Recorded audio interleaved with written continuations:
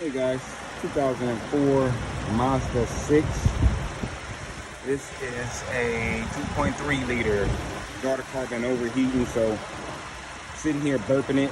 I had already got it going. Quick thing I'll just tell you is just make sure you top off the coolant before you open this. Make sure your coolant reservoir is topped off. I said before you open it, but before you put this on. Make sure everything's topped off. Put this on, pour your coolant in there. Go and start the car with the heater on full blast. And make sure it is circulating inside the vehicle. No AC on, so the heater core pretty much opens up. And you just want all them air pockets to start to come out. But right now, I've seen a little air pockets, but right now, not seeing none. We gotta at least let it do it for a good 10 or 15 minutes. Get all these pockets out of here. Go check the car out, see how it's looking in the inside, see if that thermometer is moving. Can feel the heat.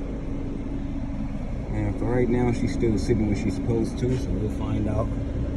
And sometimes on Mazdas, you can give it a little gas. I have heard that too. I'll wait, maybe. So I can see if I keep on getting these air out.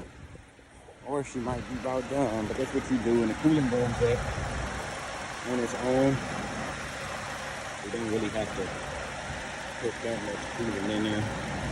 And it goes up after all the air pockets come out of there, and then it goes back down. So you fluctuate going up and down.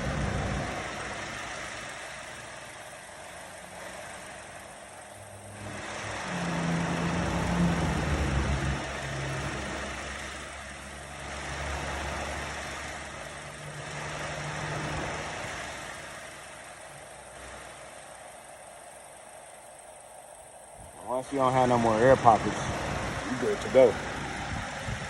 Yeah, that little bubble came up. There you go, a little bubble.